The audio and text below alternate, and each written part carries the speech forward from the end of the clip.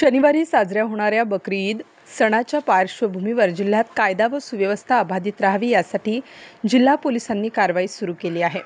या अंतर्गत मे महिन्यात 57 गुन्हे दाखल करण्यात आले आहेत तर 81 जणांना अटक करण्यात आली आहे। कारवाईत 1,20,27,000 रुपयांची जनावरे ताब्यात घेण्यात आली आहेत।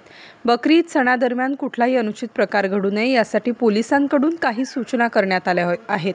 राज्यात गाय, वळू आणि बैलांची कत्तल करण्यास मनाई आहे। जनावरांची अवैध वाहतूक रोखण्यासाठी पोलिसांकडून उपाय केले जात आहेत। अधिक माहिती पोलीस अधीक्षक बाळासाहेब पाटील यांनी दिली।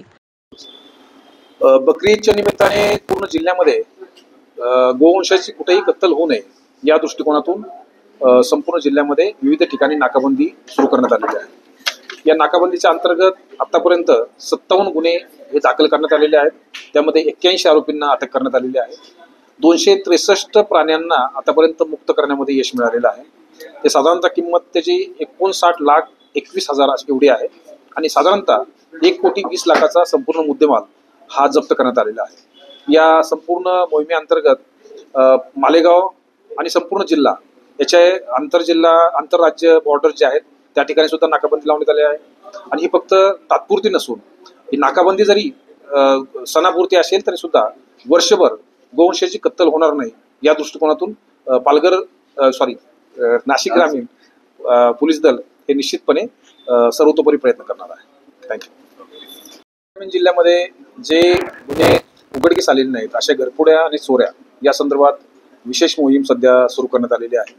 त्याच्या अंतर्गत गेल्या 8-10 दिवसामध्ये घरफोड्या आणि चोऱ्यांच्या गुन्ह्यामध्ये मोठ्या प्रमाणात उघडकीस आणण्यामध्ये यश मिळालेलं आहे। LCBचे अधिकारी आणि सर्व अंमलदार याच्यामध्ये रात्रंदिवस प्रयत्न करत आहेत आणि याचाच परिणाम म्हणून अलीकडेच ज्या मंदिरासंदर्भातील चोऱ्या ह्या होत होत्या या सर्व चोऱ्या बाबतीमध्ये एक समाजामध्ये प्रचंड रोष होता, संवेदनशीलता वाढत चालली होती आणि त्या अनुषंगाने विशेष लक्ष घेतल्यानंतर या बाबतीमध्ये 3 आरोपींना अटक करण्यामध्ये यश मिळालेलं आहे।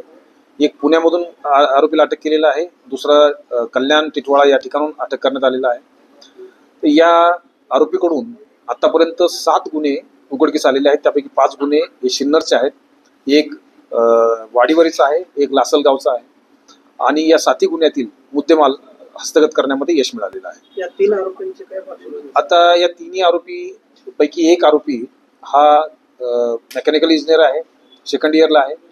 हे आधुनिक तंत्रज्ञानाचा वापर करतात।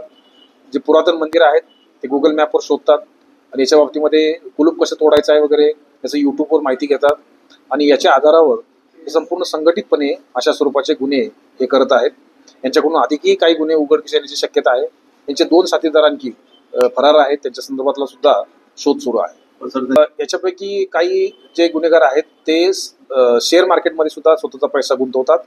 त्यापैकी काही मोजमोजा करण्यासाठी अशा प्रकारचे गुन्हे करतात आणि अशा पुरातन मंदिरातील जे वस्तू आहेत त्यांना अधिकची किंमत मिळेल अशा स्वरूपाची त्यांची धारणा आहे। त्यामुळे या बाबतीमध्ये अधिकचा तपास केल्यानंतर नक्की ते माल कुठं देत होते। स्टार न्यूज साठी मोहसिन पठाण, नाशिक।